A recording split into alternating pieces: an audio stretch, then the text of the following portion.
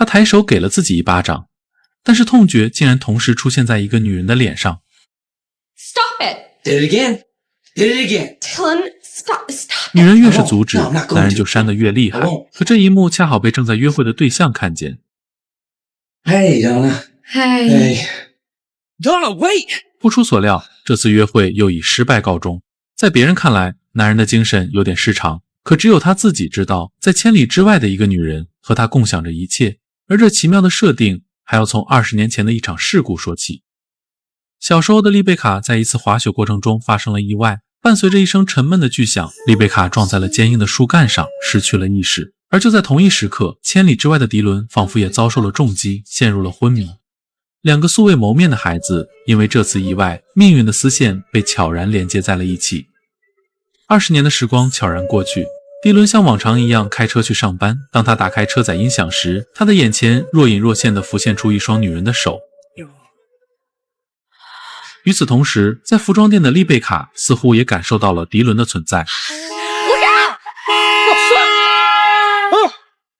两人都被这突如其来的幻觉吓了一跳。 Oh, shit. 迪伦立刻把车停在了路边，在短暂的惊慌和混乱之后，他们慢慢接纳了彼此的存在。他们发现不仅能共享视线和声音，甚至连触觉和情绪都能相互影响。 It's cold. It's almost winter. 有趣的是，他们一个在美国东北部，一个在西南部，之间不仅隔着上千公里的距离，甚至还有2个小时的时差。为了不影响彼此的正常生活，他们约定晚上8点再聊。 It was nice meeting you. 童年的那次事故让两人走上了截然不同的道路。迪伦是刚刚出狱的劳改犯，生活贫苦，而丽贝卡住着豪宅，开着名车，每天的工作就是陪同丈夫穿梭于各种高端的社交派对。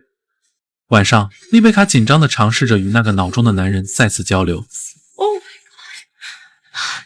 Well, yeah, hi. 初次正式见面的两人都显得有些不知所措，他们小心翼翼地交换着彼此的信息。他们发现，在过去那些漫长的岁月里，许多莫名的情绪波动都和对方有关。他们开始无话不谈，分享着彼此生活的点点滴滴，一种前所未有的亲密感在两人之间迅速蔓延。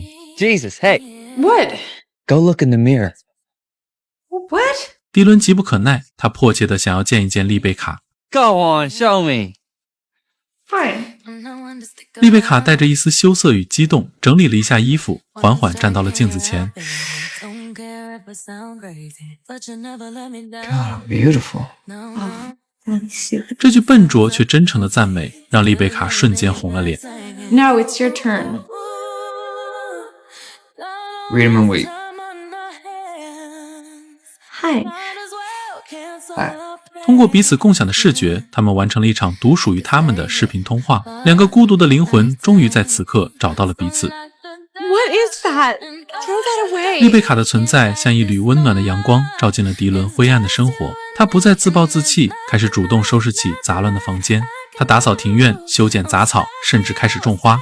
他们带着对方去看不属于自己世界里的风景。迪伦带着丽贝卡欣赏新墨西哥州的日落晚霞，丽贝卡则带着迪伦感受堆砌雪人的冬日乐趣。他们虽然身处异地，却共同体验着彼此的生活。好景不长，丽贝卡的丈夫发现了她的异样。原来，在丽贝卡的母亲去世后，丽贝卡非常缺乏安全感，而作为医生的菲利普出现了。但是在菲利普的眼里，丽贝卡就像一件精美的艺术品，可以被展示在各种社交场合，以彰显自己的成功和品味。 Is that what you're wearing? 而在另一边的酒吧里，一位漂亮女孩主动向迪伦示好，迪伦手足无措，完全不知道该如何交流。这时，丽贝卡化身幕后军师，一句一句地教迪伦如何与女孩搭讪。在丽贝卡的帮助下，迪伦成功地将女孩约到了周四来自己家吃饭。周四那天晚上，丽贝卡在晚会上心不在焉，不知道什么原因，心里一直挂念着迪伦那边的约会。 Who cares? Figures what? I think I was. Oh, no! 丽贝卡在晚宴上大声尖叫起来，她的失态引来了外面所有宾客的注意。 Maybe you better go wash that off, honey. What out? Why did you make me? 迪伦感到非常生气，认为丽贝卡不应该打扰自己的约会。 Stop it. Did it again. Did it again. Dylan, stop it. I won't. No, I'm not going to. I won't. 好巧不巧，这一幕正好被前来查看情况的女孩撞见，吓得女孩赶紧逃离了迪伦的家。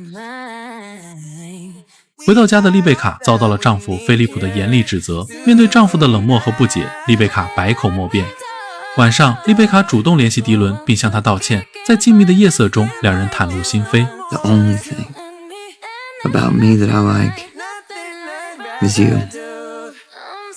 在酒精和情绪的催化下，一种难以言喻的情愫在空气中弥漫。 I wish you weren't so damn pretty, Becky Porter. I want to know what you feel like.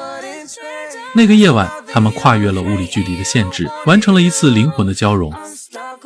然而，幸福的顶点往往是悲剧的开端。越来越频繁的跨时空对话，让他们在现实世界中显得格格不入。迪伦因为和丽贝卡聊天而吓跑了好几位顾客，老板最终只能将迪伦解雇。而丽贝卡的朋友也找到了他，建议让丽贝卡去看心理医生。 Have you been seeing someone? Oh God, no. I couldn't. I'm married. I would never. Oh, I meant a shrink. You're having an affair. Oh my God. 当她深夜看着身边熟睡的丈夫，一股强烈的愧疚感涌上心头。丽贝卡做出了一个痛苦的决定，她来到那片承载着他们童年第一次连接记忆的雪场，与迪伦进行了最后一次通话。 Becky, don't do this. I can't live like this. Philip is my husband. I'm never gonna forget that. Couldn't we just... No. How do you expect me to just shut you off? 丽贝卡单方面地切断了所有联系，他们的世界重归寂静。失去丽贝卡后，迪伦的生活仿佛瞬间被抽走了所有色彩，那熟悉的寂寞与孤独感再次将他紧紧包围。然而，丽贝卡的决定并没有换来好的结果，他的朋友将他的出轨嫌疑告诉了菲利普。菲利普非常生气，他没有选择沟通，而是直接派人将丽贝卡强行抓进了精神病院。在这一瞬间，丽贝卡的声音跨越了上千公里的距离，精准地传到了迪伦的脑中。 What's wrong with you? 听到丽贝卡的呼救，迪伦再也顾不了那么多了，所有的一切都被他抛之脑后。他只有一个念头，他一定要救她出去。他取出了自己所有的积蓄，坐上了飞往东海岸的飞机。在飞机上，迪伦不断地尝试联系丽贝卡， Dylan. 直到听见了丽贝卡的声音，迪伦才终于松了一口气。 On a plane? I'm headed your way. 他安抚着丽贝卡的情绪，开始一步步地指导她如何自救。迪伦将自己的专业撬锁技术远程传授给了从未做过这些的丽贝卡，而另一边，因为有犯罪前科，迪伦在当地根本租不到车。情急之下，他抢了一辆汽车，朝着医院的方向加速驶去。在迪伦的指导下，丽贝卡竟然第一次就成功撬开了门锁。她打开房门，强装镇定地走了出去。而迪伦这边则被2辆警车盯上，凭借着高超的车技，迪伦一次次甩开了警察的追捕。丽贝卡一路畅通无阻地来到医院大厅，可偏偏她的丈夫菲利普就堵在门口。 Becky, calm down. You can do this. 迪伦的声音再次在耳边响起，给了他无穷的勇气。这次他不再是孤身一人，他抬起头，眼神从胆怯变得坚定。 Rebecca, what are you doing? 他一拳打在了菲利普的脸上，冲出了医院的大门，奔向了自由。而迪伦在甩掉最后一辆警车后，也开始跑向了树林。他们不约而同地循着远处传来的火车鸣笛声前进。 I'm here. Where? Here.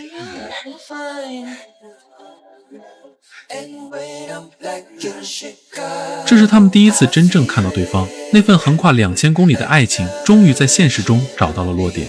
There's an open box car. See it? Okay, go! 这是他们逃出这里唯一的机会，两人用尽最后一丝力气，沿着铁轨与飞驰的火车展开了一场与时间的赛跑。就在丽贝卡快要放弃的瞬间，一只强有力的手紧紧地抓住了她，将她拽上了火车。那个在脑海中临摹了无数次的脸庞，此刻就在眼前。所有的情感，所有的思念，都在这一刻化为了一个深情的吻。没人知道火车会开向何处，但只要心爱的人在自己身边，他们就有勇气去面对一切困难。真正的爱情是彼此治愈，共同成长。